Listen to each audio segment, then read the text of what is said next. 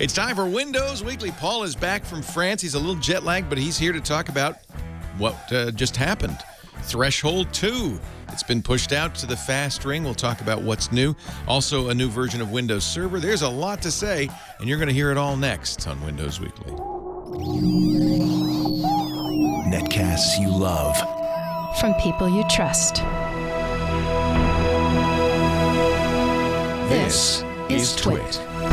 Bandwidth for Windows Weekly is provided by CacheFly at CACHEFLY.com.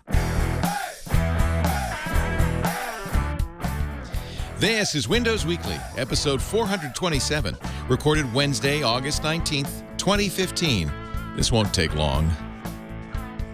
Windows Weekly is brought to you by Eagloo software. Eagloo is an intranet you'll actually like. Use blogs, calendars, file sharing, forums, task management, and wikis to work better together with your teams. Sign up now and try it for free at igloosoftware.com/twit. It's time for Windows Weekly, the show where we talk about Windows Weekly. Microsoft Windows, to be precise. Although I did get a cease and desist letter from a podcast all about by glaziers. No, I didn't.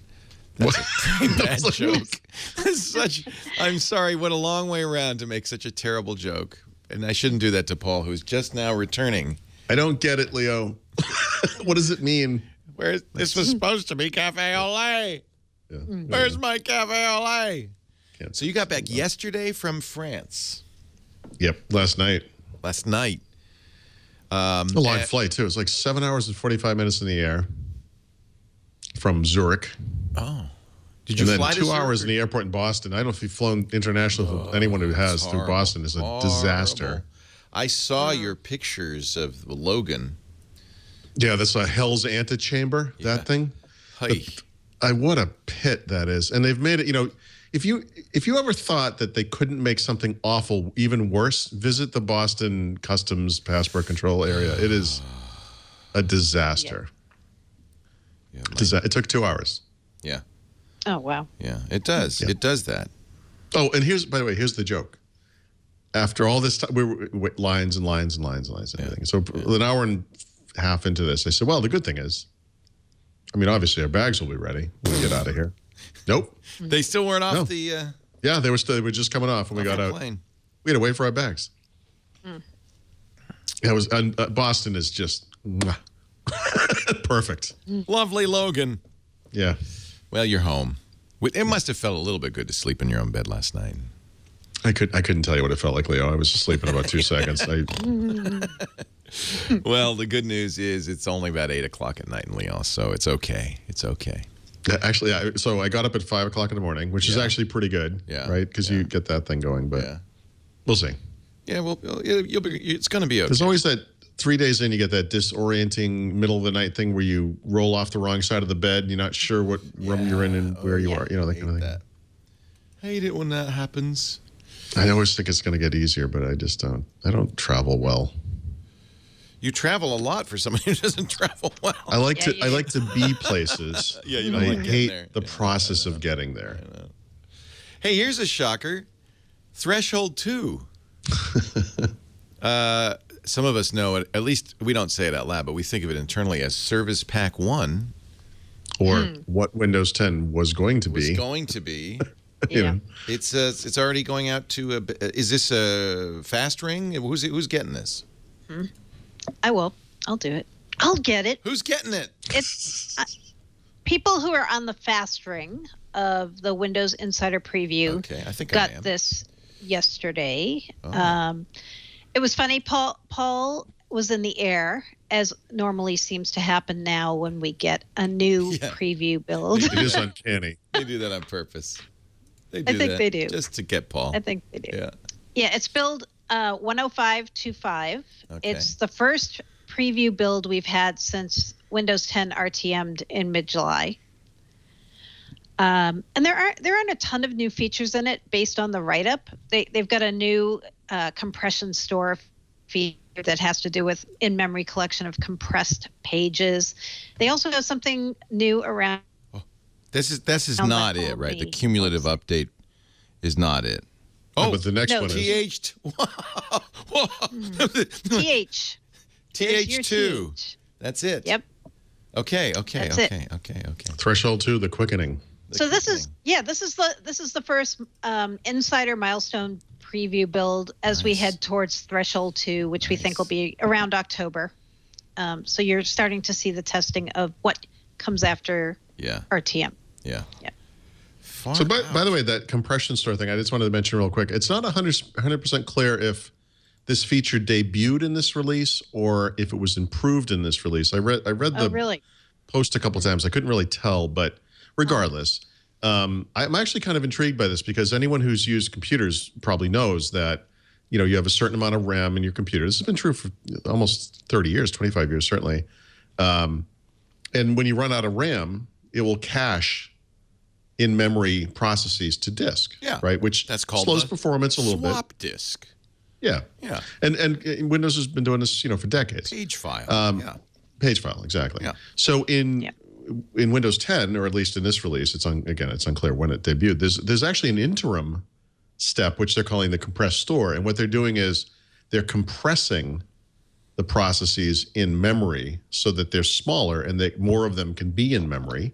So it's sort of like what are those disk compression schemes? We've seen Stacker or whatever. Yeah, we've seen this kind of management before. But now it's part of Windows. I mean, like it is just debuted at some point in Windows 10 or Is this? Well, they said they had. They've already had something called Memory Manager, right? Yeah. And then, right. Well, that's my question. So a memory manager is all operating systems have a memory manager. The idea memory manager is what does the paging. In other words, it determines what's being used the most or what's been used the most recently, and it looks at the stuff that's been used the least or longest to go, and it pushes that stuff out to disk. But now there's an interim step. When you're an application, you allocate memory to load the application and data to load data and so forth. Sounds like seriously, it's like the PC Chronicles 1985. When an application really likes another application. And when you allocate memory, in modern operating systems, you don't deallocate it manually. You just let it float around, and the memory manager does garbage collection, cleans up. But that's big chunks, and it's not compressing. It's merely releasing memory that's no longer used. No, I'm just intrigued by something is so basic as this. Well, I think they has been sort of revisited, and when you hear what they do, you're like, right, why not? So is it actually compressing memory? Like it's compressing the process sizes in memory? Yeah, yep. That's weird. I know. I feel like that's weird. But one of the things they're going to do with Threshold 2, besides add new features, is they're going to improve the fundamentals, right? So the idea behind the compression store is to improve overall responsiveness, right?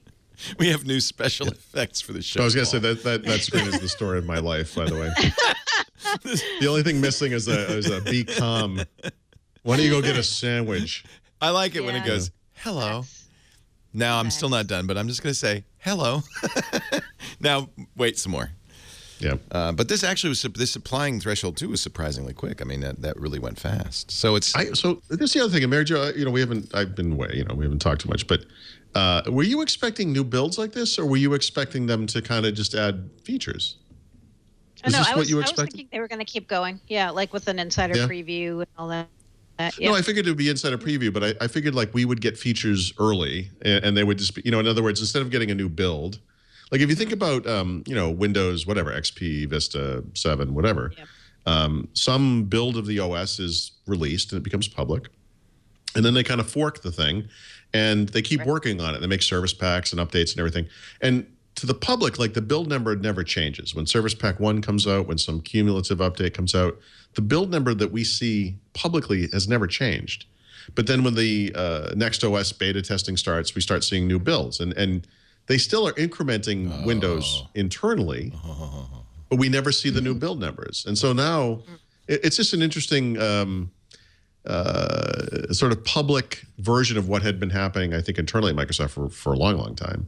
But now we all get to see it, Yep. I'm not I was a little surprised it was a big build. How big is it? What's the size? Well, it's the same size as any build. It's just it's a build. It's a full build of Windows. Yeah.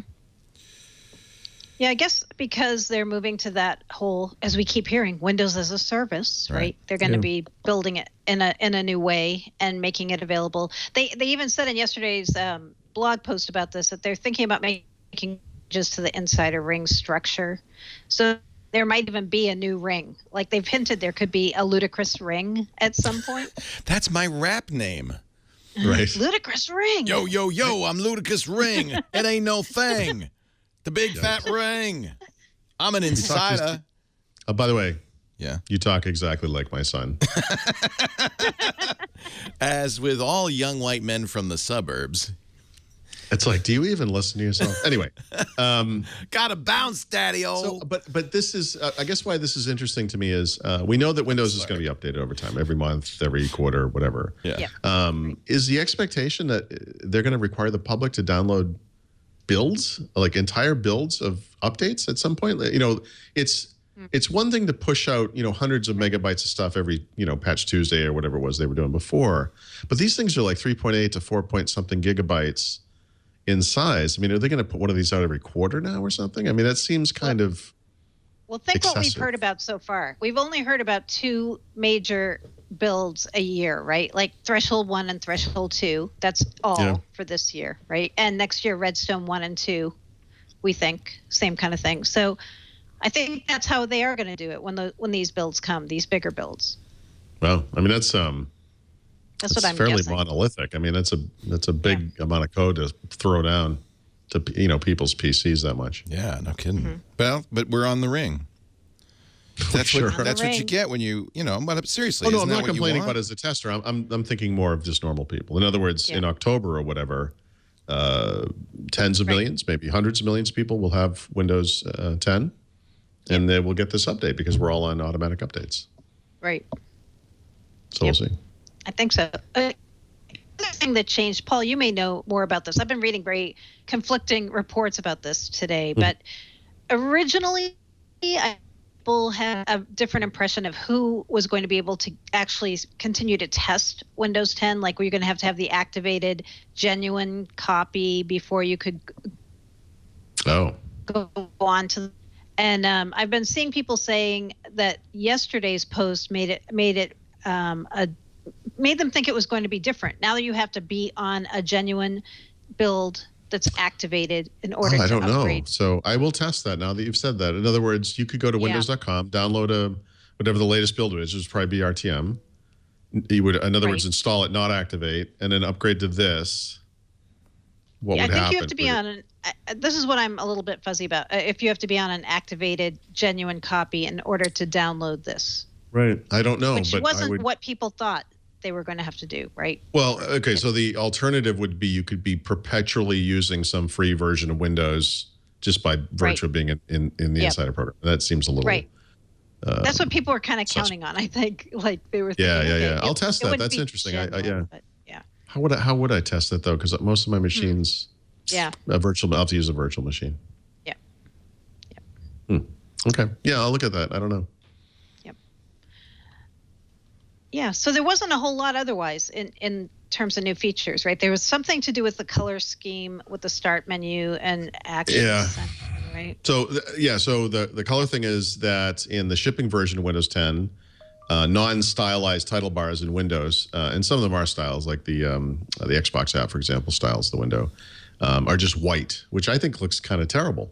And so they've enabled the ability to put the accent color on those title bars, which actually doesn't look that great. I've been asking about this all year, and like a lot of people have. And clearly they intended to ship it, ran out of time for July or whatever, and now here it is coming in TH2. But actually, it looks pretty bad. So I hope that they said it was in progress. You know, they're going to improve it. And we'll see how it goes. But I was so excited for this. When I saw it, I was like, that's actually not that great looking. I'm so sorry I asked for this. Well, soon I'll know. It's gone. The gauge has completed its... Now yeah, but sometimes you reboot and go back to that same screen.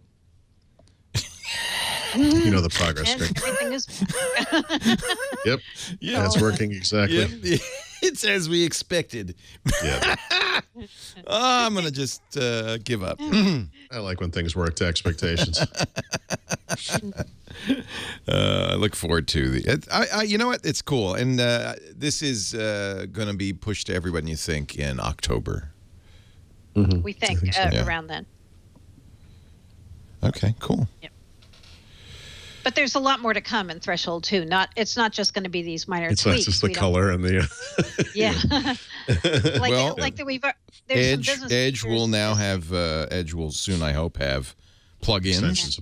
Yeah. I hope so too. The maybe integration of Skype, the division of Skype. I will say, I don't know how much this impacts you guys because I'm not really sure what computers you're using are per se, but at home here, I'm not even sure, to be honest. Well, no, I mean, I really think that the screen density, the pixel density of the screen impacts Windows in a big way. And the one thing on this computer, I'm turning into like an old guy here, but this computer is just normal. It's not high DPI. It's 1080p, 27-inch screen. It's just 100% zoom. It's perfect. And when I use laptops and Surface devices and stuff like that, it's always like some crazy resolution, 2560 by 1400 or 3200 by whatever. And you have to scale the screen. And sometimes it looks fine and sometimes it doesn't. And it kind of goes back and forth and all this stuff. But the one thing that really works well on a high DPI screen in Windows 10 is Microsoft Edge. It looks great. It's just that the browser is like so completely unusable because it doesn't even sync from PC to PC. Not even extensions. I mean, just like really basic stuff doesn't work. So I hope they fix this in time. I hope it is the October release because when I go on a trip, whether it's 3 weeks or a day or whatever, I have to take a laptop, obviously. And those screens, you almost can't buy a non-high DPI screen anymore. Right. No, that's true. On a portable device. Yeah. And actually, I meant you were showing off the OnePlus 2 before we started, and you mentioned that thing has a 1080p display. Right. I actually think there's going to be a pushback against high DPI displays on phones because a lot of phones have 2560 by whatever, or even higher res screens. I really think that impacts the battery life. I think at some point you don't have a benefit for the number of pixels. It doesn't even make a difference anymore. Yeah, this doesn't look horrible. It's 1080p. Yeah, no, but it's fine.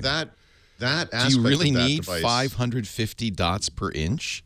Right. I mean, I actually find that kind of appealing because I think that device A will look great and B will get better battery life as a result. In fact, that's what happened last year. This got 20-hour battery life for me. By the way, I mean, don't you think the same thing would be true of PCs? I mean, at some point for tablets, yeah. Yeah, I mean, aren't we kind of the text is a little clearer. I can see that like the Dell XPS 13 or the HP Spectre X360, really high DPI. Text it's gorgeous. It's beautiful. But what if you could get just a standard res screen on there? I mean, would the battery life be another hour? I mean, I think for a lot of people that would be worth it. Does Microsoft still use ClearType? Yeah. Okay. Yeah, and the ClearType wizard's still in there if you want to. And that makes a difference. The more dots give you better anti-aliasing up to a point. But at some point, that's what I mean. Like at some point, it's probably different depending on the size of the display, or maybe it isn't different. But this is, at least for phones, people sell by spec. You probably also don't need a 3 gigahertz quad core smartphone. Right. An octa-core processor with 3 gigs of RAM. This has 8 cores. It's really dual quad core processors in this Note 5. Right. Which, by the way, insane. That's something my home PC doesn't have. Yes. That's nuts. And you think that it doesn't impact battery life? Heck yeah. Yeah, I think there's going to be pushback against this thing has 4 gigs of RAM. That's crazy. I know. Yeah. Only 64 gigs of storage, but 4 gigs of RAM. You have to spend extra to get that much RAM on a Surface 3. It's kind of mind-boggling where we're going, but I think a lot of it is more marketing. It's because people buy by spec. Or some people. Here's a spec, battery life. Yeah, that's the spec. That's all I care about at this point. It's still a spec. I think that's all one I of the care about. The Moto G got a full day battery life, about 24 hours battery life. What's that, 720p screen? 720 screen. Yeah, and it's a smaller screen. It's probably okay. It wasn't great, but it was okay. It was 5 inches. It was okay. Oh, so 5 inches. I gave mine to Dvorak. He can't see anyway. Screw it. He doesn't know. He holds it upside down. No, but speaking of which, by the way, I saw the Mission Impossible movie. We're in France. Yeah. And Windows phones all over it. Yeah, of course. Really nice. Really? Yeah. Like There's the a real beautiful world. close-up of Tom Cruise holding the phone to his head, talking into it. Yeah. It's a Lumia 930. Nice. And he's holding it upside down. Yep. So he can't be talking into Which it. means they never even turned it on. Yeah. Because that would be apparent if you turned it on. And if you hold a Lumia in your hand, what you'll see normally there's a camera up there. So clearly they turned it around so it'd be like a cleaner look, because it's on screen or whatever. But the whole time I'm like, nice. That, huh?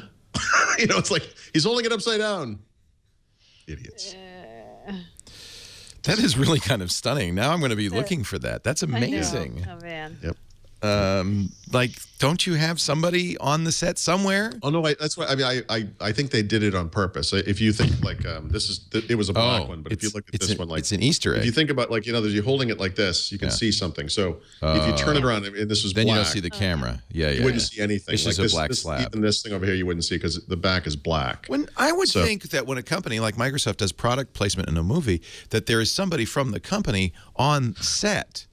To say, Mr. Cruz. Of course, you don't want to tell Tom Cruise. You're talking about a device wrangler, which, by the way, I need that to be my new job. Paul Thurrott, device wrangler. We got the device wrangler in here. You have enough devices, you could do it. Yeah, exactly. I use my own devices. Hey, it's all done. Sure. Wow. I always feel like when I see this Windows sign on screen that I'm in the basement.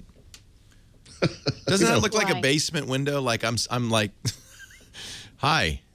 Hi, how are you? Church of Windows. Hi, good to see you. We're being hunted, so we have to do it in the basement. Got me excited. We're setting things up for you. Actually, this goes pretty quick in Windows. This won't take long. This won't take long. This seems to be taking longer than expected. This won't take long. Please don't turn off your computer. Wait a minute. We can't stress this enough. Do not turn off your computer. Do not. Whatever you do. I have a T-bar. I'm just going to do this. It'll dissolve. Nice. Yeah, then we can still see Paul and Mary Jo. Well, this won't take long. It's the new. You know what? This is the new album art. This won't take long. Something happened. Something happened. The server has stumbled. Oh, lordy.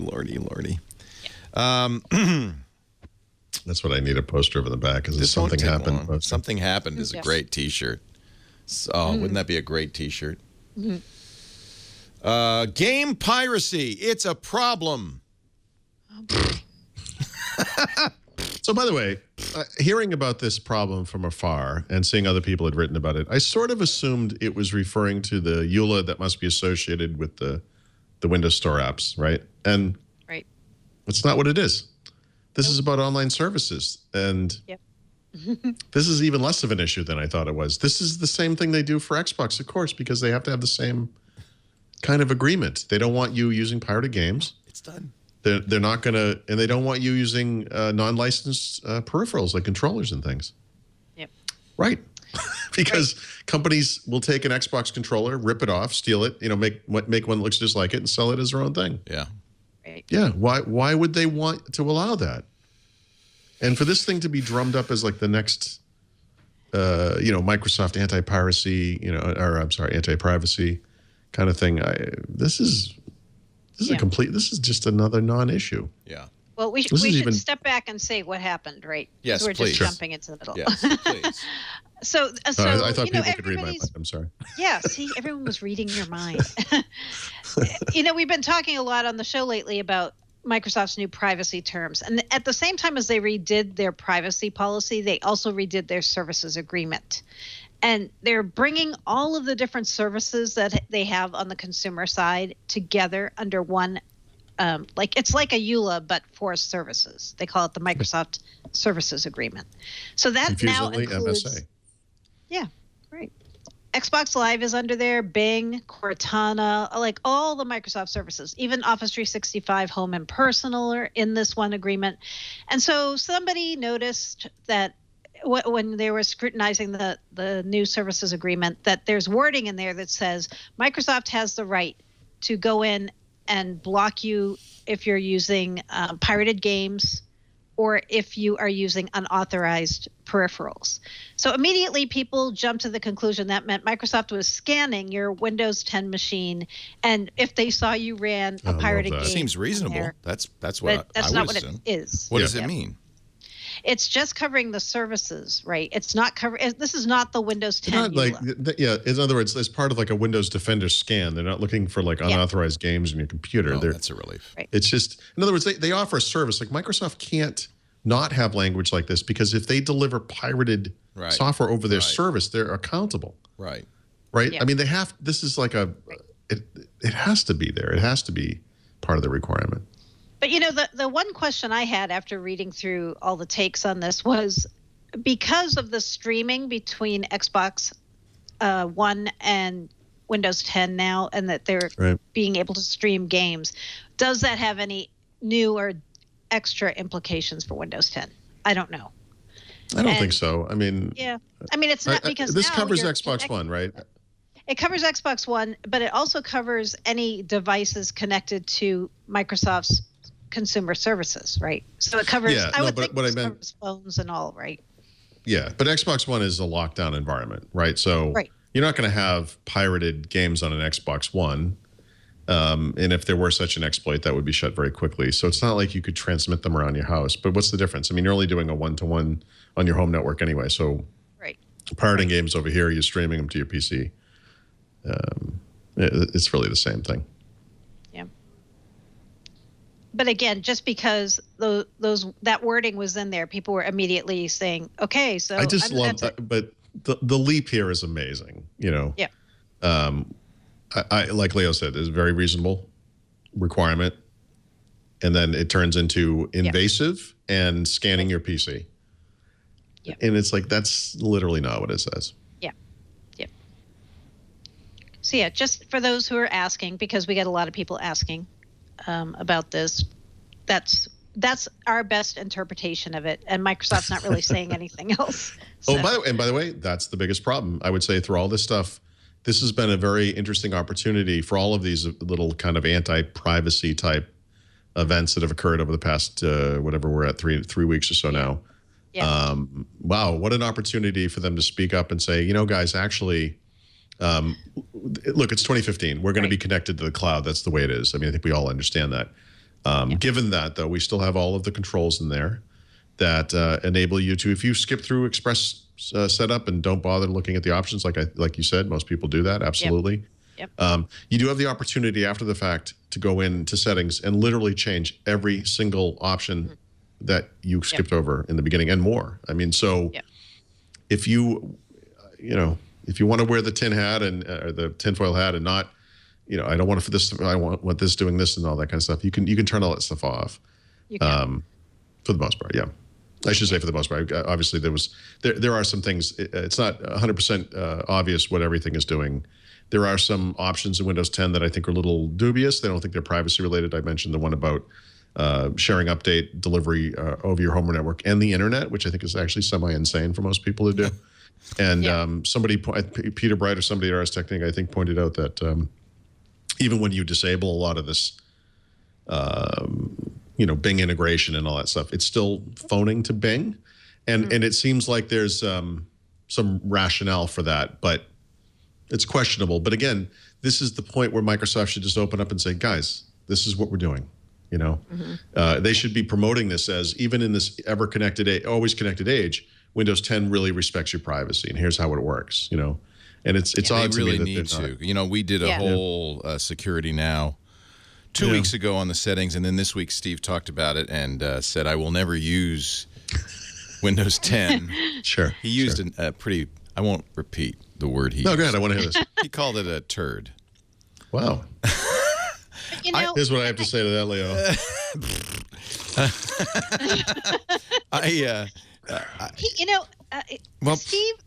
Steve Gibson's a great guy, but I think we could say he's an edge case. Right? Yes. He even admitted that what he wants an operating system to do. He said, this is all an operating system should do is give me access to a file system so I can save and load files and run applications. That's it. And I said, so, I mean, his expectations are different. He needs DOS. That is itself a very old-fashioned view of the world, because to most people, that's not what people running want. Applications means either literally they're running in the cloud or they're interacting with cloud services or cloud data or both. Right. And, but that's ours, and by the way, I don't think it was Peter who wrote this Ars article. Oh, no, I didn't. I meant it in a complimentary fashion. In other words, somebody pointed out that this was happening. I don't remember who. Yeah, it they was. spent. I mean, they did the analysis. They actually used Wireshark to watch the traffic going in and out. Yeah. But no, they, there's probably a couple of things they said. One is there is an ID that is associated with the machine that is going out, but no other information seems to be going out.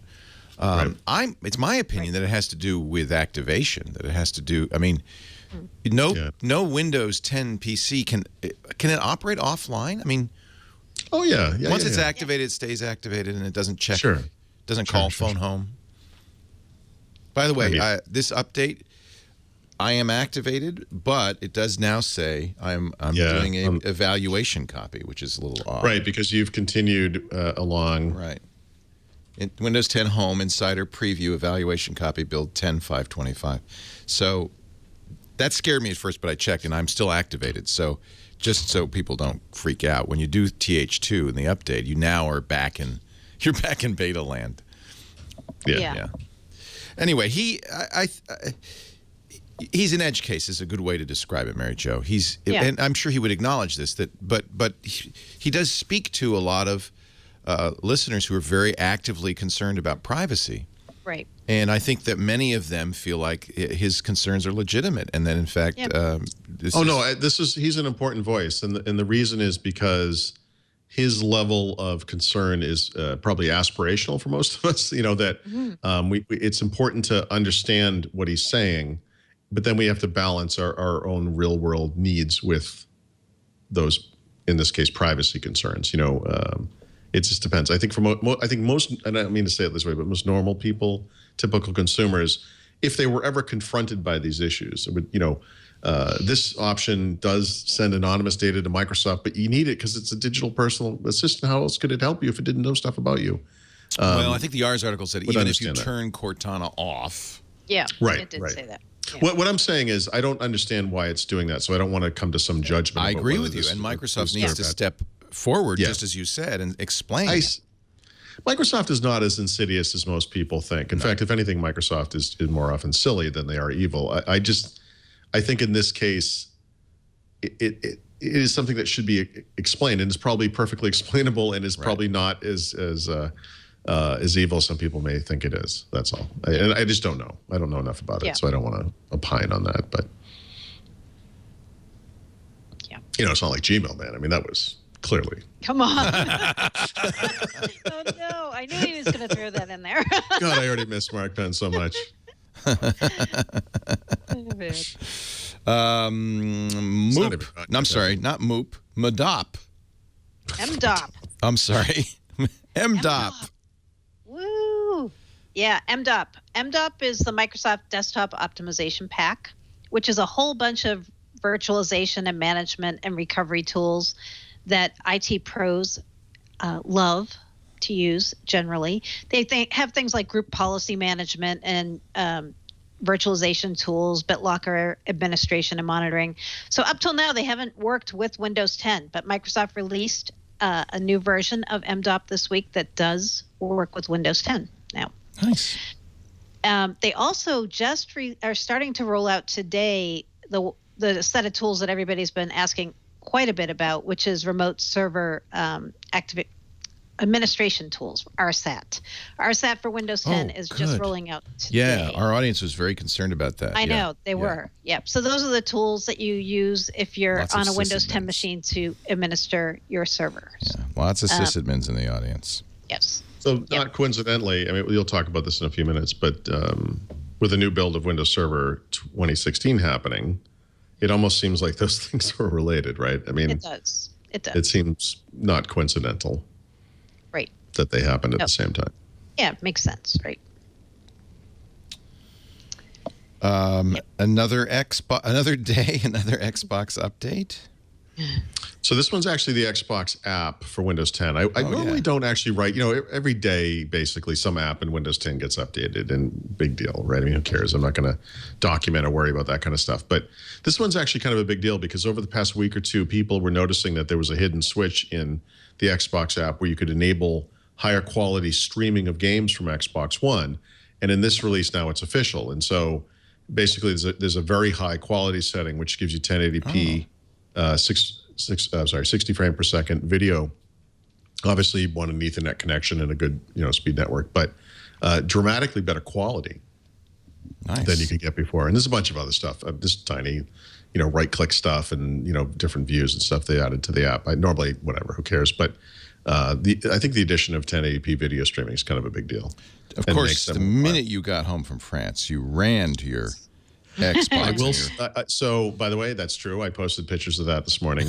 All my computers and Xbox updating, and I did test this feature. It does work. And as asked last time, but I guess now that we've increased the res, how's the latency now?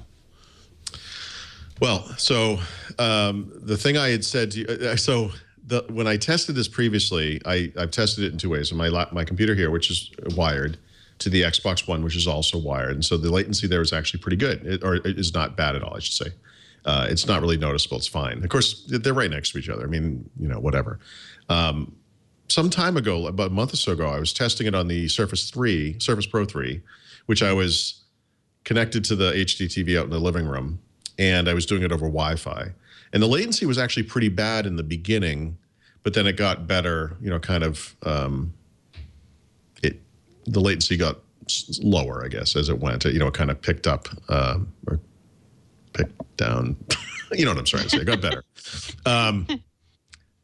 Definitely for 1080p 60 frame per second, you need to have, it has to be wired. I mean, if you don't want any latency, and you have to have Ethernet wiring. Ethernet. Yeah. Okay. Yep. Not Wi-Fi. That would be silly.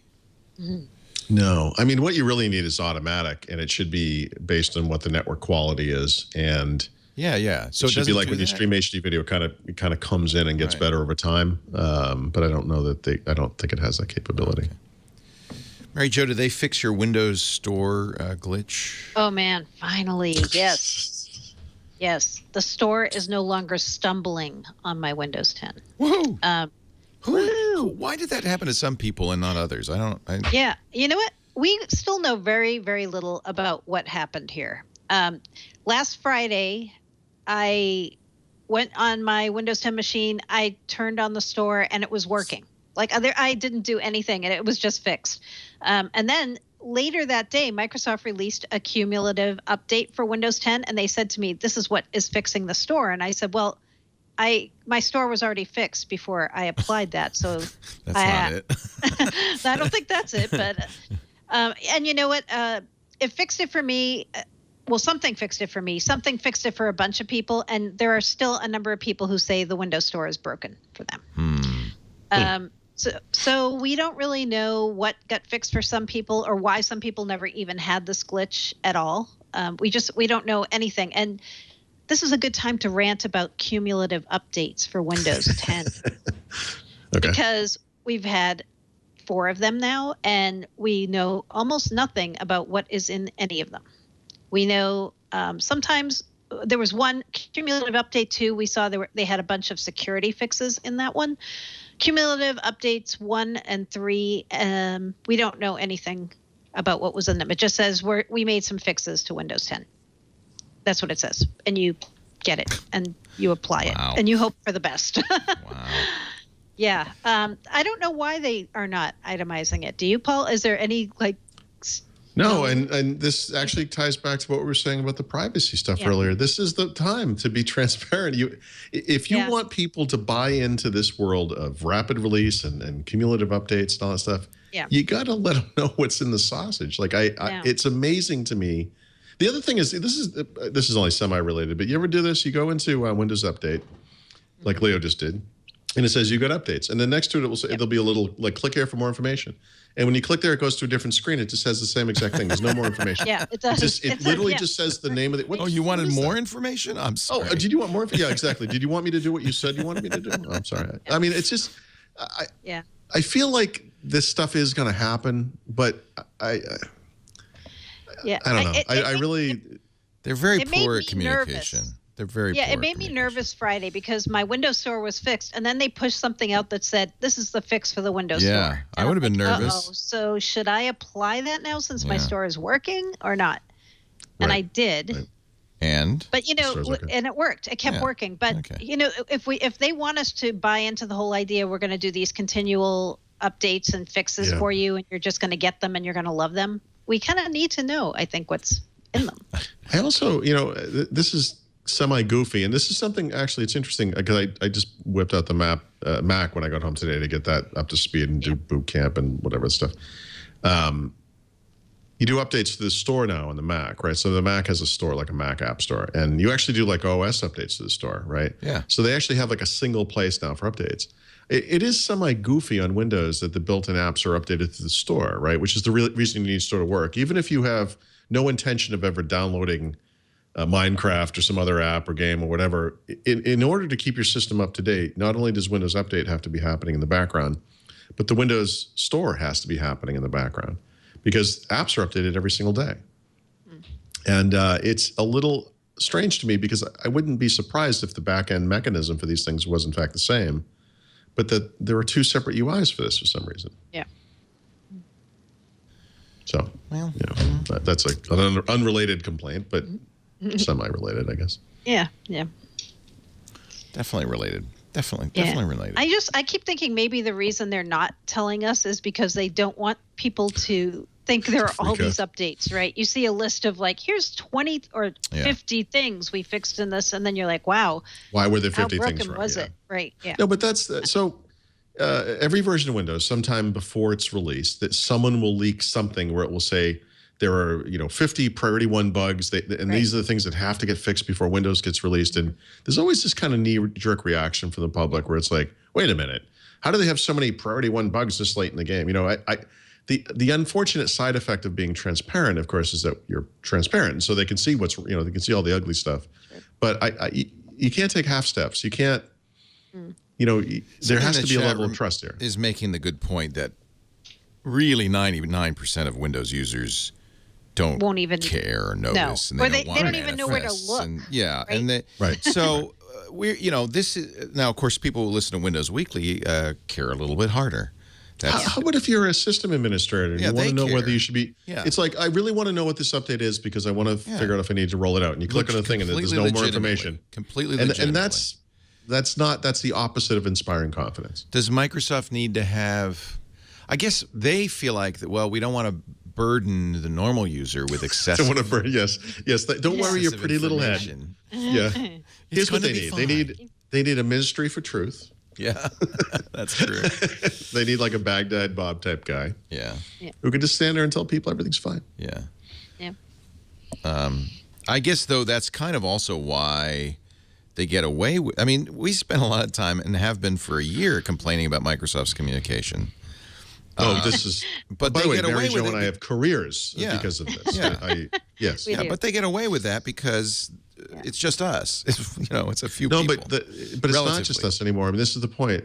When you are asking the world to buy into this scheme, the other half of it is you have to tell people what you're doing. You can't just say, we're now going to deliver things more quickly. I don't think anybody would deny that it's best practice to do so. It's a lot like checking all the boxes on a EULA and not reading it. You get these app updates every day. What do they entail? I mean, depending on the mobile OS you're using, you either can find out a lot of information. Right. That's, I think, something Apple's done a good job on. I think the Play Store does a pretty good job on it. And guess what doesn't do a good job on that is the Windows stuff. And a lot of times, all times, I should say, on Windows Phone, you get updates every day. You can click on the app in the download list, and it just brings you to the app page. It doesn't say anything about what's new in that thing almost ever. I mean, every once in a while you might see it, but that needs to be an explicit part of the process. This is what is changing in this, even if it just says minor bug fixes. It has to say something. Yeah. No, I have to agree with you. So hopefully we get there. But they get away. I guess the point is they get away with it because most people don't care. It's only a few of us howling on Twitter.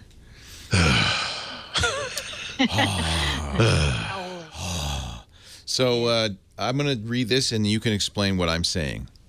Devs get Windows 10 VMs with Edge. Yeah, that is poorly written. Mary Jo, why did you write that like that? I don't know what happened. This just Communication breakdown. What are we here talking? we are complaining about communication. What are we talking here? No. These are notes. These are not to be read in public until Leo does so by accident. Yeah. So what's going on? Well, short version is just that. No, there's a Microsoft Edge dev site, formerly modern.ie, which gives developers all the information they need to test their websites and web apps in Edge. A lot of web developers are on Macs or on Linux or on other versions of Windows. It's a VMware appliance, or actually, it's for it's a virtual machine in a variety of formats that you can run on virtually any supported OS. With more coming in the future, And does it include Windows 10 or is it just Edge? No, I guess it's the whole thing. Yeah, it's Windows 10 and Edge. Yeah, with Edge. It's Windows 10. I mean, but Edge is part of it. Yeah. Nice. Makes it easy. Yeah, and by the way, one thing they're going to be doing, which they are doing now for Internet Explorer, is there is the technology that will later enable desktop apps to be sold through the store, right? Yeah. Which is based on technology in, if I'm not mistaken, MDOP, right, Mary Jo? AppV. Which she just talked about for the desktop. There's an Azure-based version of that called Remote App, and that supports Internet Explorer today. And what that gives you is instead of running an entire OS just to get at the browser in a virtual machine, Microsoft can through the cloud deliver just the application. So you can the Internet Explorer in this case, or eventually Edge, will run in this kind of floating window on top of all your other stuff. Even if you're running Windows 8 or potentially, I guess, Mac OS 10 or whatever. I'm not sure if it works on the Mac, but I assume it must or will. They're just delivering a virtualized version of the app to your desktop, and that's even better. And that's coming soon for Microsoft Edge as well. Cool. Mary Jo, you don't mind if I call it Madoop? Madoop. A little bit. Madoop sounds like Hadoop. Madoop. It's funny because I'm using this new threshold too. And somebody in the chat room keeps saying, you can fix the color if you just go in the settings. Just fix the color. Would you fix the color, please? Fix the color? The color of what? The title. The color of the bar. The bar. It's black. I guess that bothers them. Black. I like the black taskbar and start menu. Yeah. But what I would like is to keep that, but then have color elsewhere. You can't quite do that yet. Yeah. And you're not going to be able to do it. You can't do it there. Okay. No, it's in that would settings. only be the logical place to put it. No, right, I know. Yeah, you can tell. I can tell you've been using Windows for a bar. while because you went to the right place. That's not where it is. Yeah, welcome to Windows. Yeah, click the taskbar. What a fool you are, right-clicking the taskbar. Yeah. So you mentioned Server 2016, the Tech Preview 3 out today. Yes, out today, just before Windows Weekly. Yet again, another of those announcements. Is it okay if I don't download and install it right now? Yeah, let's not do that during the show. We're not leaving until it's done. Oh, crap. Yeah, so this is the third technical preview of Windows Server 2016. And what's most significant in this preview is it's the first time that Microsoft will have a preview of the Windows containers technology in this preview. So Microsoft said there's going to be two kinds of containers coming to Windows Server. There's going to be plain old Windows containers, Windows Server containers, and that's what's in today's preview. And then there's also going to be Hyper-V containers, which add an extra layer of isolation for people who want that. And that's not yet in the preview, and they are saying that will be in some future preview, but we don't know when. So there's some other improvements to things like Nano Server. Now you can manage it with PowerShell. Jeffrey Snover would be proud. He'd be here ringing his bell. And then there's a few other smaller things around the ability to have network controller functionality. And there's some new software load balancing functionality. So it's a progressive step along the road for Microsoft to get Windows Server 2016 out sometime in calendar 2016. And the other thing that's in preview today, too, is System Center 2016, also in preview, technical preview 3 as of today. So both of those things are available for downloading now. And you can go check out the container stuff. You can even use an update that Microsoft put out to Visual Studio today to start dabbling with writing applications that work in the containers. So if you want to start kicking the tires of that now, you can do that. Just go get the bits from Microsoft's site for Visual Studio 2015. I think it says update for Docker or something like that. You'll see. Cool. Containers for everyone. We like that. All right, let's talk about hardware in a moment. Paul Thurrott is here from Thurrott.com, the land of the giant coffee cups and lots of Windows information. Mary Jo Foley is from allaboutmicrosoft.com, her ZDNet site where she talks, oddly enough, all about Microsoft. Is there a way to get, I want to talk about a sponsor today, a brand new one I'm liking to Eagloo software. Igloo's cool. They say an intranet you'll actually like, and that's actually great. Here's the IT guy looking at SharePoint. Save the IT guy from SharePoint. Oh, this is interesting. There we go. He is obviously trying to manage an intranet, trying to manage file sharing. He's got a fast-growing business. He's got overwhelming tools and platforms. Eagloo is great because it offers enterprises a great way to have a intranet that gives you everything you need: file sharing, document collaboration. You can have a blog. You can coordinate calendars. You can manage projects. Everything is social. That makes your users very happy because the users are used to using things like Facebook. They want like buttons and things like that. And actually, you can do that. You can make it feel like something they want to use. Let's try this one. Here we go. Eagloo offers a variety of access and authentication systems, identity services, so that only authenticated, authorized users have access. It can be in the private cloud, but it also can be over SSL and with 256-bit encryption. That is awesome. And of course, once you go Eagloo, you get full access for one price for their entire suite of tools. No upsell. Oh, you get this, you want that? Oh, well, that's a little more. Plans start as low as $3 per user per month. There is volume pricing available. Government agencies use it. Companies like Hulu, Inventive Health, American Family Insurance, Ipswich. And you can try it free right now. Eagloo Software, IGLOO, software.com/twit.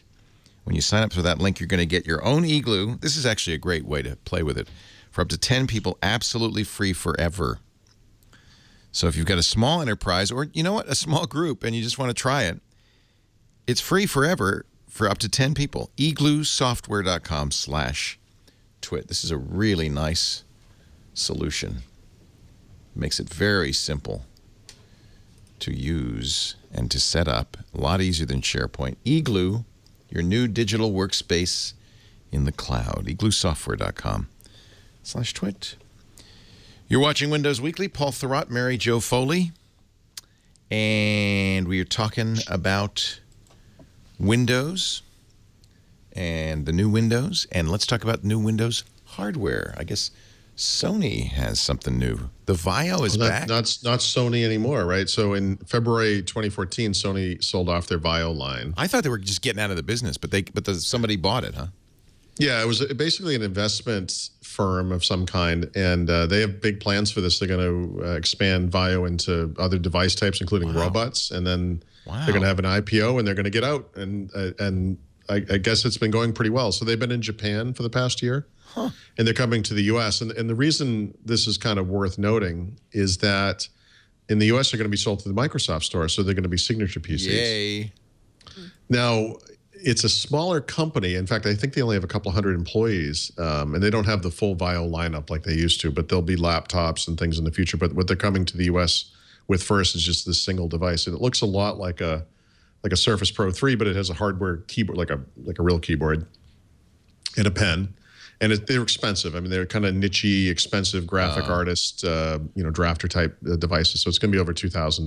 Yikes! This first device, but yikes! It's supposed to be beautiful. And if you think back to the wonderful world before there were Apple stores everywhere, those Sony style stores, I think they were called Sony style stores, right? Used to be not everywhere, not like Apple stores, but they were around, and it was sort of like an Apple store type experience. You'd go in, there'd be Sony TVs, there'd be Sony consumer electronics products, and it would be Sony laptops and computers. And they were always kind of nice and kind of high end, and they were quirky in the way that Sony products always were, and actually still are quirky. Like they support memory sticks and things like that. Oh no. Remember? Yeah, but not anymore, I hope. No, not anymore. Oh, probably. good. Well, who knows? It's like Who knows? hard to say. So I'm really looking forward to them coming back. This particular device I'm not super excited about personally, but they are coming with some laptops as well in the near future. So that will be interesting. But I'm definitely looking forward to seeing what this looks like. Yeah. Wow, I thought Viao was just gone, man. Gone. Yeah. Well, they were gone from the U.S. and gone from most of the world, but now they're coming back. Cool. And at the Microsoft Store to boot. Yep. Speaking of pricey specialized products, the Surface Hub. I want one so bad, but I guess I can't get one until next year. Yeah. I didn't remember if we talked about this last week, but did not. We did not. Okay, so Microsoft Surface Hub, which is the big screen Surface, the 52 and 80 odd inch model Surfaces that are actually video conferencing systems. Microsoft said they were going to be shipping on September 1st earlier this year, but it turns out now they're going to push that back until January 1st, 2016. They said in their blog post that the reason they're bringing it back is due to stronger than anticipated demand, which means they had to tune their manufacturing processes. That's why they're saying it's going to take longer to get them in the channel. You can still pre-order them if you want them. They're not cheap, like Leo said. The smaller model is $7,000. The bigger model is $20,000. Wow. But you get a lot for that. Besides the gigantic touch point screen, you get, I guess you get some pens that come with it. You get customized version of Skype for Business and OneNote, all these things that are customized to work on the big screen. So there's a lot that comes with this thing. It's not just like a Surface tablet. Does it come with winter tires as well as summer tires? It comes with the winter tires. Yeah. I get a free pen at the bank too, so that's nice. You get Right. those special. You also get a lollipop. Yeah. No, the pens are actually really cool. Like if you're somebody who's into, it's like whiteboarding, right? Except that you're doing digitally. it in Well, they're like a Surface pen, but they're the size of a Sharpie. They are. And they're kind of cool. They are really nice pens. I would really love to get one of these. I know, pretty nice. 7,000 for the 55-inch, which is probably all we need. I think you guys need one for the brick house. I think we need an 84-inch one. No, I think that's too big. I think you need an 84-inch one. Man, that's the $20,000 one. That's a big guy. This is the perceptive pixel display that the Microsoft Look, acquired. you can talk about competing with CNET, but if you're serious about competing with, I meant CNN, I should say. You got to. At this point, I just want to compete with Andrew Zarian. I don't need to compete with CNN. Oh, okay. Well, then a used 13-inch tablet. Yeah, that'd probably be sufficient. Yeah. No, I would love to have one of those. My only question is, would they be bright enough? But CNN uses something similar. Who's using the perceptive pixel on TV right now? I think I saw them at NAB. Yeah. It seems like the type of thing that would be carted out during elections, Yeah, for sure. Yep. They can move all the constituents around and stuff. Yeah. I can't remember it was a news organization who had them, and they were using them in the newsroom. That's not the Shepard Smith giant iPad. Yeah. It is. Oh, okay. Yeah. But those aren't shown on camera. See, my question is, in a studio, you got a lot of light on the screen. You want to make sure that they're bright enough so they look like something like a real screen, not some washed out thing, right? Yep. Yeah. Yep. I guess I'll just have to spend $20,000 and find out. I'm sure it has a contrast control, Leo. Did you turn up the brightness, sir? Did you go into the menu? I would just love one of these. I mean, now, by the way, don't be fooled. You might say, oh, and you get a TV. No, it's not a TV. Right, no, actually, you don't get a TV. You do not get a TV. Okay. No. What I want to know is if the refresh rate is fast enough for me to play games on it. Do they say what the specs are? They only say the size. Yeah, that's probably somewhere. There's specs. There's a spec sheet for them somewhere. Must. By the way, there's more cool stuff going on here than we really understand. So, for example, you can use Miracast to wirelessly display your laptop or tablet's display onto it, or a phone, right, onto a TV, right? So the Surface Hub supports Miracast, but it also supports some extension to Miracast where you can basically Miracast into a window on the screen And from the screen, you can control the computer that's mirrorcasting in. So it's like dual direction mirrorcast, which is kind of unheard of. So in a window, you could be blasting like a Surface Pro 3 screen into a window on the display. You got other stuff going on, but from within that window on the Surface Hub, you can control the display, and it controls the computer. Wow! So it's a computer, but it's also a this display. is super cool. And you can see schools would want these, although they're probably too pricey for all but the most well-heeled schools. But business conference. You said if your school is buying Chromebooks, you're not going to be getting one of these. No, you said so. It has a camera, and it's really about teleconferencing as well. Multiple cameras, yeah. Yeah, multiple cameras. Oh, that's cool. Yep. Someone's asking on Twitter, does it have a pen loop though? So it has something better. What's that? It has pen holsters. Does it really? No. Yes. Do you wear them? No, they're like on a the device. tool belt? Oh no, I want to wear it. I want to like I see. Yeah, no, you holster the device. You holster the pen onto the side. Oh, you do? I don't think I saw that. Pen holster. Yep. I could make one out of duct tape if it didn't come with one, but okay. Yeah, you could. Right, you could. Okay. They insist. You could DIY it, I guess. Yeah, you could DIY it. Definitely DIY it. Office. Let's talk about Office because everybody loves Office. Yeah. So I think it was Neowin had a story about how the Office 365 personal giveaway was going to be dramatically lower with Windows 10 than it was with Windows 8.1. We know that when you buy almost any Windows 8.1 device, especially smaller devices, you get like this free year of Office 365 personal.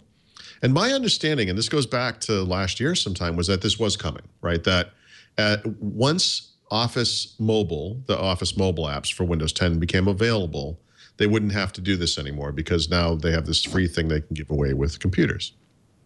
And they had gotten a quote from Microsoft that seemed to completely agree with this. And so I wrote a post about it. And Microsoft actually contacted me and said, it's not exactly the way this is being described. I think these other folks misunderstood what we were saying. But I looked at the quote and it seemed very straightforward to me. But basically what I was told was that they'll have something to say about this in the next couple of months or whatever. But I think the basic story is that with Windows 10, we are seeing a shift away from this. That there have been a lot of stories around people who spend $79 on a Windows tablet and they get a free year of Office 365, which is worth $69. So it's like they got a tablet for $10 or something.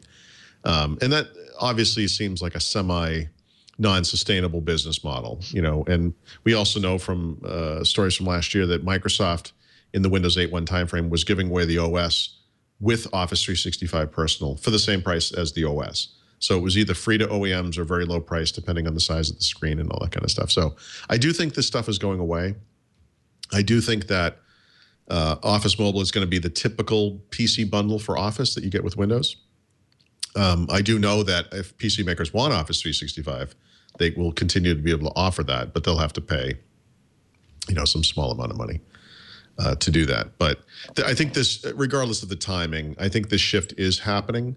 I also think that one of the things that is maybe the reason it isn't quite happening yet is that as of today, there still is no such thing as a Windows 10 PC in the world, right? I mean, all of the devices you can buy today are Windows 8.1 devices that now have Windows 10 on them. Oh, okay. You know what I mean? Like, in other words, we have yet to see the first built for Windows 10. Never came with Windows 8.1 device, right? So maybe that's the dividing line. And perhaps not surprisingly, the rough time frame for that is October, right? Which is the TH2 time frame. So I know we keep coming back to this, but I think these things are all interrelated.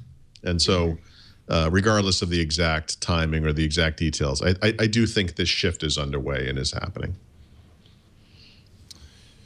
I know everybody's wondering, and I am too. What's next for Yammer? I knew you were I'm gonna take a slight cat nap. So Yammer, and the only reason I even know about Yammer is because it won the TechCrunch whatever it was, the Disrupt Award. The Did it win it before Microsoft bought them? Yes. Yeah. And I had never heard of it, and I thought, but this is the strangest thing because it was basically Twitter for business. Yep. Or Facebook for business. Even more like Facebook. Oh, for is business. it? Okay. Yeah. Okay. Facebook. Yeah. I think that came after they won the Crunchy because Or whatever they call This was back when it was Mike Arrington and Jason Is it crunchy like a Calacanis. crunchberry? Yeah, I don't know. I don't know. Right. So I'll keep it brief since you guys are both No. treating it like Xbox No. news. You know what? It's funny because it was a smart acquisition on Microsoft's part because now, some years later, this is all the rage.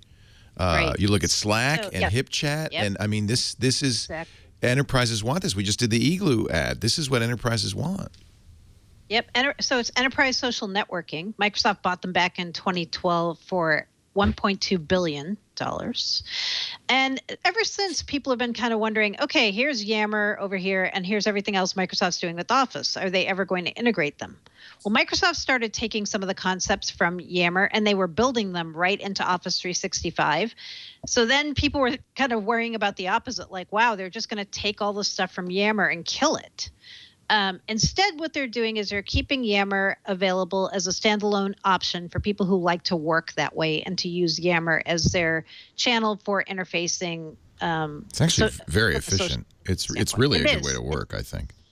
Yeah, you know what they're changing though is instead of just having a feed be something that you share with everyone like you do on Facebook, post something and everyone sees it, they're going to kind of taper that down and make it more group oriented because they found out people are reticent in the business world to just post something and everybody can see it in your whole organization. So instead, they're going to make it more focused around groups, which I think makes more sense for that's how we use it. Yeah. We have channels, and that's the way to go. For sure. They're also going to be making some changes to make it more deeply integrated with Office 365 and to take advantage of things like Azure Active Directory, to hook into that groups capability that they've rolled into Office now, and even allow people to bring people into the chats with them who don't work in your organization. So you can invite people on the outside to participate in a group chat. So they've got a lot of plans. They've got a lot of things on the roadmap for 2016. And the whole point of my post about this was, guys, they're not going to kill it. They're not going to just bury it and use all the good stuff from Yammer and then kill off the standalone product. It still exists if you like Yammer. Just as Skype still exists. Yeah. Even though they're still slowly, even though they shouldn't. Even though it shouldn't. I was waiting for Paul to chime in on that one. Even though they have no, it's so no ironic because the whole Twit network has been based is foundationally from 2005 for 10 years. Oh, just based on Skype. Usage, I am a huge lover of Skype. Well, but that's the irony of it is because we use it so much. Sure. All of our hosts loathe it.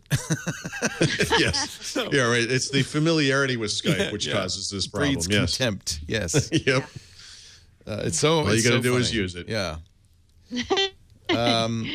Real-time collaboration Word 2016. This took me a while to kind of figure out because Microsoft offers real-time collaboration features in some some Office products online, and with mobile products, oddly enough, and then with Office 2016, at least in the initial release, because remember this is like Windows 10, it's going to be updated over time. They're going to offer it on the desktop in Word only at first. So Office 2016 and thus Word 2016 are currently in preview. And I want to say maybe 2 months ago, 3 months ago, they added the ability to participate in real-time collaboration using Word 2016 in tandem with other people using either the same product or Word Online or perhaps one of the Word mobile apps. Let's see if I can get this right off the top of my head. OneDrive for Business only. And so with this past week's update, again, it's still Word 2016 only on the desktop. You can do it with OneDrive, the consumer version of OneDrive. So that's basically what's happened. In other words, this is a feature that's been around for a little while. It's finally starting to come to the desktop. It's Word only for some reason. It's not Excel. It's not PowerPoint. And it is available over OneDrive or OneDrive for Business now, if that makes sense. Which it kind of doesn't to me still. But you know what's funny about all this collaboration stuff? I think for me, because I don't collaborate on documents a lot, even though I'm in a profession where people do that a lot, I'm just always like, wow, do people really do that much document collaboration? And I think people do. But I will say, having tried this, I hate it. Yeah. I don't like doing this. And and it's weird when someone else, you see the other cursor move around and they starts typing and you get little flags that says where they are in the document. I find it to be very distracting. Yeah, you and I collaborate sometimes in real time on OneNote Online and OneNote, right? Oh, and by the way, what's your reaction? Because I can tell you what mine is I see you doing something, like I'm out of there. Me too. Like because I'm always worried we're going to conflict and overlap and Yep. overwrite each other's changes and stuff. So, yeah. Right. So I mean that's my reaction to it. It's being horrified. Yeah. So, but it is what people want, and you know what? I have to tell you, it's what's built into the cloud solutions like Google. Exactly. And so if we use it all the time in Google. Yes. And by the way, Google deserves some credit because I'm sure someone else has done this first. Someone will correct me. But as far as like semi-mainstream office productivity offerings, Google Docs, I guess it's called the word processing module, and I know the Sheets and whatever else has it as well, have been doing this for a long time. And so Microsoft is kind of getting on the ball with it, and they added it first to their online products because I think it's a lot easier to do it there. But yeah, that's an area where Google was first. Absolutely. Yeah. Yep. It's kind of a hard thing to do, but I think you have to do it in Office because that's what people want. And there's great collaboration tools in Office. They're just not real-time collaboration tools. That's the key. Yeah. In fact, I'll be honest. The main reason I still use Microsoft Word is because of change tracking and kind of the asynchronous collaboration. It's really good at. It is. Outlook, is this Outlook? Okay, which Outlook? Which of the three possible Outlooks I know are you talking about? Outlook add-ins. Outlook add-ins. There's Microsoft starting to add Outlook add-ins for different versions of Outlook. So they're starting with Outlook, which is the version that backs up to Exchange. Outlook on the web also, which is the thing formerly known as Outlook. It's appropriate that Mary Jo's frozen. Yeah, because by the way, so Mary Jo, Jo, unfortunately, every time you've said the word Outlook, you've frozen. I keep and there's literally no way to understand which version of Outlook you were talking about. Okay, I'll try it again. Okay, one more time. Maybe I should use the O word. The O word. Outlook 2013, Outlook on the web, which is the application that was formerly known as Outlook Web App, and Exchange 2013. All of those people in that group are getting Outlook add-ins to start. Then later, people using Outlook.com will get this. Right. And what are these add-ins? So these are things that when you're in your email inbox and you want to do something without leaving your email, you can just use the add-in from right inside your inbox. So say for example, Uber. Say you're in email, you're doing something, and you want to set up a ride with Uber. You can do it right inside your email application instead of having to go to the Uber app and do that separately. So they're integrating all these things right into Outlook so that you can do things inside of your email and stay in email longer. So if you're Microsoft, you have a vested interest trying to keep people in email. People live in email still quite a bit. So there's one for Uber so far, an add-in. There's PayPal. There's Evernote, Boomerang, which I didn't know what Boomerang was. I didn't either. It's great. Gmail uses it's a Gmail plugin, which is great. Yeah. Scheduling. Yeah. So Outlook I mentioned at the beginning, and they're going to be adding these also to Outlook.com as well. Nice. In the By the coming way, months. I think that's kind of the cool thing about this because we've often goofed on all the Outlook product names because they're all completely different products. But if they've evolved to the point where you can have a single add-in model where this add-in can be made and work across all these things. Some of these things are in the web. Some of them are desktop applications. It's interesting. Some of them are mobile applications, by the way. And the Office extensibility model that they have for this new version of Office works across all these products. So, maybe we have to stop making fun of them for this because you could make the argument if the extensibility model works across all of them. Yeah. In some ways, they kind of are the same thing. Yeah, that's interesting. I mean, something like Boomerang is probably written in JavaScript. Interesting. I bet this is HTML5. Yeah, whatever. I'm going to bet it is too. Yeah, I bet it is too. Interesting. Yeah. Very nice. I mean, I'm still never going to use Outlook, but interesting. Yeah, never. Ever. I use Outlook still. Do you? I do. Do like, well, which version though? I mean, you don't mean like Outlook desktop application. Well, I have used Outlook desktop application. But now I'm using Outlook on the web a lot with Windows 10 because I hate the Mail app because it has a changeable conversation view setting. Right. I've always liked the Outlook.com web experience, and now that they're fixing the I will never say Outlook on the web version to kind of be more like that, it looks like that's getting there as well. Mm-hmm. Somebody in the chat room mentioned, I'd forgotten about it, Dallas, Outlook Express. Yeah. Is there a stripped down in Windows 10? Is that live mails? What are they? Well, it's Mail. It's just called Mail. Yeah, it's basically Outlook Express. Well, no, it's brand new. I mean, it was a modern app in Windows 8. It's a universal app now, but in Windows Phone or Windows 10 Mobile, they call these apps Outlook Calendar, Outlook Mail. Right. They're the same apps in Windows 10. They call them Mail and Calendar and also People. Okay. But yeah, they're mobile apps that are a lot like the Outlook mobile app for iOS or Android or whatever. Cool. Yeah, there are a lot of Outlooks, though. It's really getting confusing. There are a now lot of Outlooks. when somebody says to you something is going on with Outlook. Like Outlook is down. Which Outlook? They've really messed with the brand. They're actually, it's oddly enough, they're getting better about it on Android for a while or iOS. I forget which. There was an OWA. I think it was like OWA for Android app, and OWA was like Outlook web app. OWA. And it was like a native app that was not a web app, and for some reason they gave it that name. And then they're fixing that, but there are still a lot of Outlooks. That's for sure. And their idea is to bring the back ends closer together, to reuse design elements across them, so that you hopefully will not be in completely different environments when you're in all of these Outlooks at some point. Yeah, and for whatever it's worth, I mean, Outlook web apps, the Outlook apps on the web, the Outlook mobile apps, basically everything except for Outlook, the desktop application, are actually mostly really good. Yeah. And they're mostly all like the universal app, right? That's the model they're going with. Except, like you said, the desktop application is not right now. And the goofy stuff, like everything else in Windows 10, unfortunately, the Mail app is just not quite there. I mean, it doesn't support turning off conversation view. It doesn't support a linked inbox, which is crazy to me. A lot of weird little things like that. But. And we didn't talk yet about yesterday. Microsoft pushed out a critical update for all versions of Windows. It's an IE update.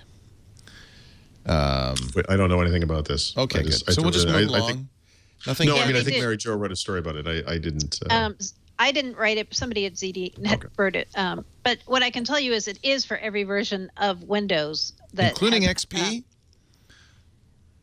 No, they're not patching XP anymore. That would be insane. That would be crazy talk. But it did include Windows 10 because there is IE in Windows 10 still. And I found out later that this is actually part of Cumulative Update 4, which came out yesterday for Windows 10. And that may be the only thing in that update, but we don't know. We just know the IE patch is one thing in Cumulative Update 4, but we don't know what else is in there. Why do we have to know what's in it? No, just do it. Take the update. Just do it. Do it. Do it. Do it. Just do it. No, just do it. Just do it. But everybody should patch their IE immediately. You should do it. You should do it. Do it.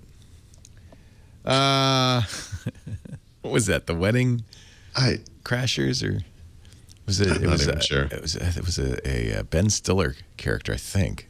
Yeah, that's do it. Right. Just do it. Just do it. No, just do it. I'll find. I ran into that guy in New York, by the way, and he's like the scrawniest little old-looking man that you've ever seen. Ben Stiller. He's a tiny little man. That's so funny. Starsky and Hutch. That's right. Picks of the week, ladies and gentlemen. Without further ado, and not an ad, we jump right away into the back of the book. How did it? Just what I'm kind of mailing in because I've spent a good portion of the past many weeks writing tips about Windows 10. So mail this one in. I have consolidated them into what I'm calling the complete guide to Windows 10 on the website. And I continue to write new tips almost every day, sometimes multiple tips per day. This is must reading. Yeah, it's a nice little compilation. By the way, you have the same wallpaper I do. Somebody mentioned I should have photoshopped in the dinosaur with the ninja cat on it chasing the woman on the beach. Oh, man. And that's actually, that would have been kind of excellent. I might actually still do that. If Paul weren't jet lagged, that's what you would have got. Yep. Yeah. This is good. This is, oh man, I got to read all this. Getting ready, upgrade and setup. Everything we talk about all the time, incessantly. It's all in one place. You know. Yep. Nice job. This is like a mini book. You know, most people would have made this a Kindle single for 99 cents, but no, you just give it away at Thurrott.com. I am a charity. So, and then software pick a week. This is a little. Actually, I should add a second one to this. So, I was away, and Apple released Boot Camp 6 for the latest version and also the beta version of Mac OS 10. This adds explicit support for Windows 10. Now, with previous versions, you could install Windows 10 no problem because to the updater, it looks just like Windows 8.1 or whatever, so it works fine. But I'm curious to see if there is any better support for Windows 10, especially from a driver standpoint in this release of Boot Camp. This has always been a sore spot with me. So I'm going to be, I'd hope to do this before the show started, but today I will get that up and running. The other thing to happen, I think it was today or yesterday, is Parallels released the latest version of their virtualization solution for Mac OS 10 with explicit support for Windows 10 and Parallels 11.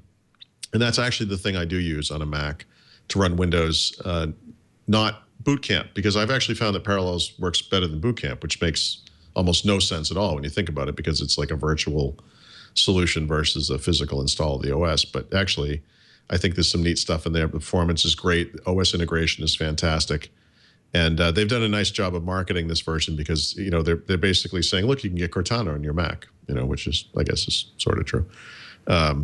So if you're a Mac user and you want to run Windows applications or run Windows, those are the two big options, Boot Camp and then some virtualization solution. I know there are other options on the Mac, but the one that I use is Parallels, and there is a new version that just came out today or yesterday. I, you know, still 37,000 feet above the Atlantic Ocean, but I'll start writing about that and, you know, installing it and writing about it and checking that stuff out soon. But those are the two big options for Windows on the Mac. Yeah, I'm using VMware Fusion. And that works fine. That's always worked fine with Windows 10. That's what I did they both offer like that kind of ability to run the Windows apps so they're on top of Mac OS 10. So you just have the app. I kind of like that thing. Yeah, so if you want to have, I don't know, OneNote running, I guess, you know, there aren't many apps the Windows anymore. version. Yeah, there aren't many apps anymore that you can't get on the Mac. But if you want to, I don't know. Minecraft. Well, I mean, for example, there's like if you're I don't know, this is a goofy made up kind of story, but if for some reason you were a Groove Music subscriber or whatever and you wanted that, you could run the web app. That's fine, but you could also run the native app, and it integrates with the Mac file system and all that stuff. It's pretty well done. Yeah. Yeah, and of course you don't need the update to run it in virtualization, but you do if you want to boot camp it. And so I take it you use Boot Camp plus virtualization. I actually have, so normally I have both. I've actually just today updated the Mac. I'm running the developer beta of the next version, so I had to do like 7 updates today, and I didn't get to this yet. But I've wiped out the Boot Camp partition. It's just all Mac now. I've got Parallels, I guess 10 or whatever on there now. I'm going to upgrade it to 11. I'll do both just for testing purposes, but I found in my own experience that Parallels is actually a better experience running Windows. So I'll test to make sure that's still the case, but that's been my experience. Mary Jo Foley with our enterprise pick of the week. Yes, my enterprise pick of the week is about Power BI, which is Microsoft's set of business intelligence tools. And up until now, you had to pay $9.99 per user per month if you wanted the Pro version of Power BI. The basic version is free now, but the Pro version is $10 per user per month. Except today we found out that Microsoft is making it available, the Pro version, for MSDN subscribers and VS Visual Studio Enterprise with MSDN users. So if you have either of those 2 subscriptions, you are going to get Power BI as part of your benefits under those subscriptions. So you're going to save the $10 per user per month if you want to use the Pro. Nice. I've got a link in the show notes where you can go and get the instructions for how you can activate that if you are one of those two groups. But it's a pretty good benefit, actually. It's the Pro version has a number of capabilities that obviously the free version does not, and people are really getting into Power BI. I'm seeing more and more people use it. You can do a lot of really cool visualizations with it. There are all kinds of connectors for different third-party software as a service type services and applications that you can bring right in and do data analysis on that set of data with Power BI. So if you are an MSDN user or VS Enterprise with MSDN, you should check it out. You get it for free as part of your subscription. Woo. That's new, too. You didn't get it until I think it was August 11th when they turned that on. Very nice. Yep. Your code name pick of the week. Yeah, on Windows Weekly, we sometimes talk about code names that have been reused at Microsoft, and this is an example of that. The code name is Jupyter, and if you remember back in Windows 8 days, Jupyter was something that we were all kind of digging around about. It was a new application model for Windows 8 that Microsoft was building to try to get more developers onto the platform. Now they're reusing the Jupyter code name, but this time it's part of something that I don't really know what this is, but it's an app called Social Jupyter. It's in the Windows Store right now, but it's only available privately, and it's only available, I believe, for Windows 10 mobile devices. It's obviously something to do with social networking, I would think, given it's called Social Jupyter. It may be a Microsoft Garage app. It may be something having to do with Yammer that we don't know yet. As long as it doesn't have anything to do with that bad movie, Jupiter. What was it, Jupiter? I don't think it has anything to do with that. Okay, that's good. Just a guess. But Herbert Prime is the one who sent me a link to that and said, Mary Jo Foley, what is this? And Herbert, I do not know, but now we can all try to figure it out ourselves. I bet there's a lot of this stuff hiding around in the store. I know. Me too. Me too. Not to mention business apps and things like that. Yeah. Yep. Okay. Thank God. We're finally at the best part of the show. The part I look forward to all day. Yep. Beer time. Beer time. So since I'm in Toronto today, yay, I picked a beer from Ontario. This is a beer from one of the many good microbreweries here. This one is called Collective Arts Brewing. And this is a beer they are making called Saint of Circumstance Blonde Ale. And, I've been picking a lot of heavy beers lately, even though it's been summer, because that's kind of my preference. But if you're somebody who likes a blonde ale, which is a much lighter style, this might be an interesting beer to try, because this one's very lemony and citrusy. It has a lot of American hops in it. But I've been finding out in Ontario, it's actually very hard to buy beer here unless you're in a restaurant or a bar. They have authorized liquor stores where you have to go to buy bottles. So weird. Yeah, and they're only open till like 6 p.m. Yeah. Unless you can get out to breweries a lot, you can't really get bottles of beer the way we can so easily in the U.S. But if you can get this one and have a chance to try it, give it a shot. If you like blonde ales, Saint of Circumstance from Collective Arts. Nice. I like a little, I don't want a shandy, but I like a little citrus something in my lighter, beer. right? Yeah. Mary Jo Foley, she's the citrus in our beer, Paul. She's a little bit of lemon gracing the rim of our cup. She's loving beautiful Toronto. The perfect time of year to be there. Yeah. Yep. Muggy, hot, humid. It's not too bad. No. Actually, it's gonna very be better pleasant. than here. The lake cools it off. Cooler Yeah. New York. Yeah. The lake's nice. Yeah. You can find her when she's not in Toronto. Actually, even when she's in Toronto, at allaboutmicrosoft.com. That's her home on the internet. Yeah, great place to go to keep up with everything Microsoft. Mr. Paul Thurrott is at Thurrott.com. And I'm going to bookmark. I'm going to add that article on Windows 10 to my pocket or something, because I want to be able to refer to that at all times. You can find him at Thurrott, THURROTT.com. You'll find both of them here each and every Wednesday at 11 a.m. Pacific, 2 p.m. Eastern Time, 1800 UTC, as we do Windows Weekly. You can watch live. You can chat. Chatters are much appreciated here. But if you can't be here for the live, and by the way, nice big studio audience today. Are you all a family? Are you even with them? Well, he's my family. So there's 2 families. I've got 2 whole families living in here. It's incredible. So if you want one to of those little slum things next to the highway. I'm hot bunking it. It's okay. under a tent. Every few hours they have to get up and leave, and somebody else comes. No, actually, this is you're more than welcome to do so. All you have to do is email tickets@twit.tv. Where's this family from? India. From India? Really? Wow, that's awesome. Where in India? A place called Pune, which is about 100 miles Pune. from Bombay. Near. So when I was near complaining Bombay. about traveling from France, they were just chuckling knowingly. Well, I understand why they've been snoozing through Amateur. the whole show. Yes. Anyway, welcome. Nice to have you. And where are you guys from? We're from Vancouver. Vancouver. They're Canadians. Yeah. Washington. Yay. They're Americans. Never mind. Oh. Don't cheer. Don't cheer them. And they've had the Fenway Park obstructed seats for the entire game. Sitting Nice. behind a pillar, Waiting for the fly ball. waiting for a fly ball to bounce off of somebody's noggin. Anyway, you can email tickets@twit.tv if you'd like to be part of our studio audience. And we do try to give you unobstructed views whenever possible. You can also get on-demand audio and video from the website, twit.tv/dubdub, or wherever finer podcasts are aggregated. There are lots of places. Stitcher, we love Stitcher. Spotify, you're on. Did you know you guys are on Spotify audio and video? I did not know that. Yes, it's pretty sweet.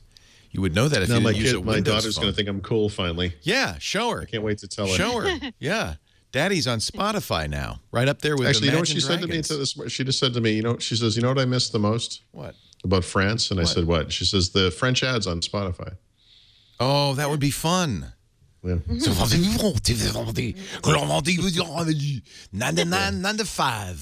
To her, that was what it meant to be away. French ads on the Spotify. Yeah. I've been traveling. Well, anyway, I think that's all I need to say in terms of promotion. You'll be back next week, and we will talk again then. Paul, get some rest. Enjoy. Oh, I'm already asleep. You just haven't noticed. Yep. Just remember, in the United States, continental breakfast includes sausage links, home Right. fries. Right. What part of the intestines are in my breakfast? We'll talk again next week on Windows Weekly. Bye-bye.